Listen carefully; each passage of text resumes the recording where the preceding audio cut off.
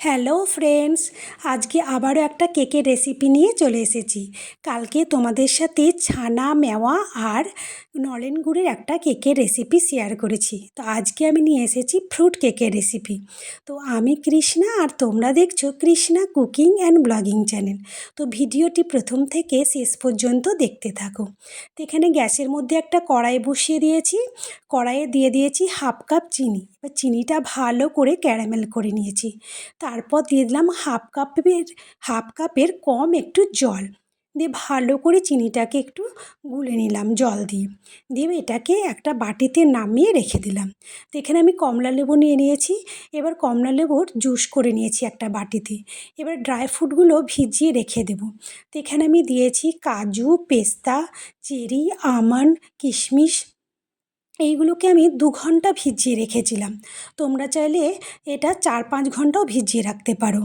এবার এখানে আমি একটা বাটিতে নিয়ে নিয়েছি হাফ কাপ মতো কমলা লেবুর জুস। দিয়ে দিলাম 2 চামচ রিফাইন অয়েল। ভালো করে তেলটা লেবু জুসের সাথে মিশিয়ে নিলাম। তারপর দিয়ে দিলাম 1.5 কাপ ময়দা। এবার ময়দা দিয়ে যে ক্যারামেলটা করে রেখেছি সেই ক্যারামেলটা দিয়ে দিলাম। ভালো করে ময়দাটাকে একটু নেড়ে চেড়ে মেখে নিলাম। তারপর যে জুসের মধ্যে ড্রাই ফ্রুটগুলো ভিজিয়ে রেখেছিলাম সমস্তটাই দিয়ে দিলাম ময়দার উপর। ভালো করে মিশিয়ে নিলাম। তো এখানে একটু জলের প্রয়োজন, জল লাগবে। তো এখানে আমি ওই 1 চামচের মতো আবারও জল দিয়ে দিলাম। ভালো করে কেকের ব্যাটারটা গুলে নিলাম। তারপর দিয়ে দিলাম 1 চামচের মতো বেকিং পাউডার আর দিলাম 1/4 ভাগ বেকিং সোডা আর হাফ চামচের মতো ভিনিগার। ভালো করে ব্যাটারের সাথে মিশিয়ে নিলাম। আর এখানে আমি একটা নিয়ে নিয়েছি টিনের বাটি। প্রথমে আগে একটু তেল মাখিয়ে নিলাম। তারপর একটা কাগজ কেটে বসিয়ে কাগজের উপরও কিন্তু ভালো করে তেল মাখিয়ে নিয়েছি। আর বাটির চারি সাইডে ভালো করে তেল মাখিয়ে নিয়েছি। এবার ব্যাটারটা বাটির মধ্যে ঢেলে দিলাম। বাটিটা একটু ঠোকা দিয়ে নিলাম। এবার ব্যাটারের উপর দিয়ে দিলাম কিছু ড্রাই ফ্রুট, যেমন দিয়ে দিয়েছি কিশমিশ, কাজু আর চেরি। তোমরা চাইলে এখানে যে কোনো ড্রাই ফ্রুট দিতে পারো যেটা তোমাদের পছন্দ।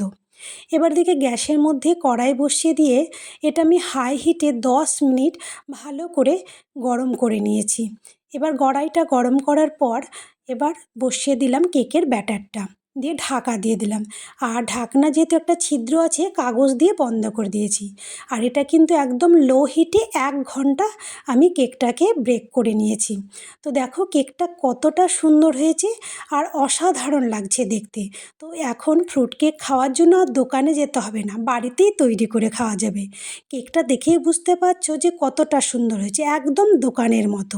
তো তোমাদের যদি এই রেসিপি ভালো লেগে থাকে অবশ্যই একটা কমেন্ট করে দেবে। আর যারা এখনও আমার চ্যানেলটি সাবস্ক্রাইব করোনি চ্যানেলটিকে সাবস্ক্রাইব করে দিবে।